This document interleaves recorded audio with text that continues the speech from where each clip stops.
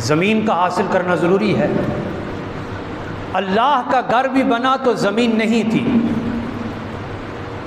इस पूरी ज़मीन के ऊपर पानी ही पानी था, खुश्की नहीं थी, हर तरफ पानी था। और जब अल्लाह तबारक व तआला ने घर बनाना चाहा तो सबसे पहले ज़मीन के ऊपर जहाँ झाग पैदा हुई, यानी पानी खुश्क होता गया, झाग पैदा हुई, वो ये खाना काबा की ज़मीन है। ये जहाँ पर खाना काबा तामीर है, यहाँ पर खुश्की होना शुरू हो गई, यानी झाग बनना शुरू हो गई, फिर खुश्क हो गई ज़मीन।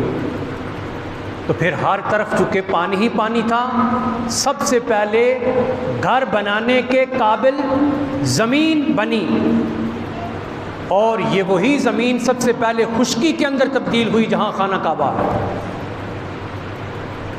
फिर अल्लाह तबारक व तआला ने, अच्छा ये जो इसका सबूत आप कहेंगे कि कहाँ है, कुरान के अंदर है, वकान अर्शहु अलल मा, खुदा का अर्श पानी के ऊपर था,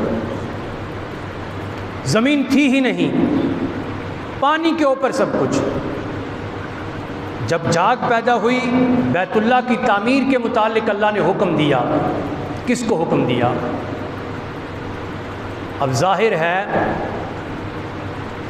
एक अल्लाह तबारक व तआला की ज़मीन है और एक आसमान है।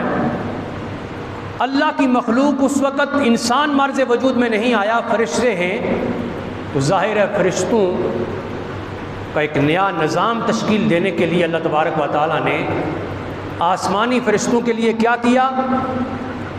बैतुल मामूर तामीर करवाया।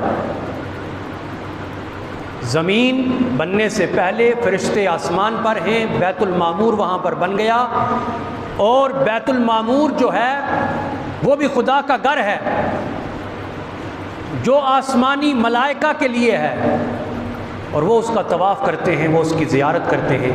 अब जब ज़मीन बन गई तो अल्लाह तबारक व तआला ने ज़मीन पर भी फ़रिश्ते भेज दिए। भाई ज़मीन बनाई क्यों? इंसान तो अभी आया नहीं, ज़मीन बनी तो अल्लाह ने फ़रिश्ते ज़मीन पर भी भेज दिए। ज़ाहिर है ये हिस्सा भी खुदा का है, इस पर भी अल्लाह ने अपनी मखलूक भेजनी है, तो फ़रिश्ते ज़मीनी फ़रिश्ते जब ज़मीन पर उतर आए, अब वो फ़रिश्ते उधर तो जा नहीं सकते। बैतुल मामूर वो तो आसमानी मलाइका है। इन फ़रिश्तों ने अल्लाह की बारगाह के अंदर अर्ज़ की कि मौला, हमारे लिए भी कोई घर होना चाहिए जिसका हम तवाफ़ कर सकें, जिसकी हम ज़ियारत कर सकें।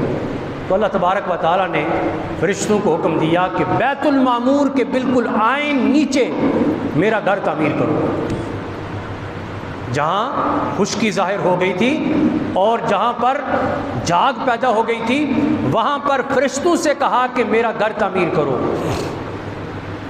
तो फ़रिश्तों ने सबसे पहले जो घर खाना काबा तामीर किया, ये इसी जगह पे जो आज खाना काबा है, यहाँ पर सबसे पहले फ़रिश्तों ने खाना काबा को तामीर किया और सफ़ेद चमकदार मोतियों से घर तामीर किया। हुज़ूर सरवार कौनैन सल्लल्लाहु अलैहि वसल्लम इरशाद फरमाते हैं कि वो जो घर सबसे पहले फ़रिश्तों ने तामीर किया था, वो इतना खूबसूरत था कि बाहर से तवाफ़ करने वाला अंदर वाले को देख सकता था और अंदर वाला बाहर वाले को देख सकता था। इतना खूबसूरत घर तामीर किया फ़रिश्तों ने।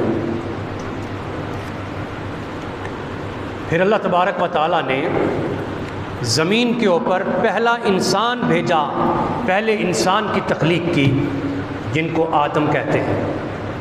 और जब आदम अलैहिस्सलाम आ गए, तो चूँकि अब आदम इंसान आया है, तो अब इंसान अपने तर्ज के मुताबिक घर तामीर कराएगा।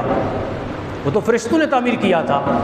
तो आदम अलैहिस्सलाम को अल्लाह तबारक व तआला ने हुक्म दिया कि ए आदम, मेरे घर की अज़्ज़र नो तामीर करो।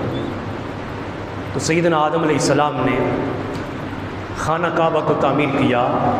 अब चूँकि आपकी औलाद आपके साथ नहीं है, तने तन्हा आदम है, जब आदम अलैहिस्सलाम घर तामीर करते हैं तो आपके साथ तावन करने के लिए, मदद करने के लिए फ़रिश्ते आ जाते हैं।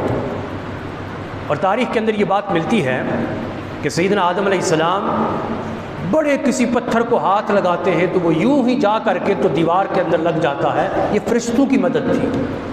तो फरिश्तों ने साथ मिल कर के तो वो घर तामीर किया। तो दूसरी मरतबा घर जो तामीर हुआ वो सैयदना आदम अलैहिस्सलाम ने घर तामीर किया। हज़रात अज़ीज़ वक़ार, जब आदम अलैहिस्सलाम ने घर तामीर कर दिया और तवाफ़ किया और तवाफ़ से फारिग हुए तो अल्लाह रब्बुल आलमीन ने आदम अलैहिस्सलाम से कहा, ए आदम, तूने मेरा घर तामीर कर दिया? मौला घर तामीर कर दिया है। फरमाया तूने तवाफ़ भी कर लिया? या अल्लाह मैंने तवाफ़ भी कर लिया। तो अल्लाह तबारक व तआला ने फरमाया, काला फस्अल हाजतका तुअता। फरमाया आदम, तूने मेरा घर भी तामीर किया है, तूने इस घर का तवाफ़ भी किया है, ज़ियारत भी की है, सवाल कर, तेरी हाजत पूरी कर दी जाएगी। आज मांग, आज क्या मांगना चाहता है? तो सैयदना आदम अलैहिस्सलाम अर्ज़ करते हैं कि हाजती अन तग़फ़िरली ज़म्बी व ज़म्बा वलदी।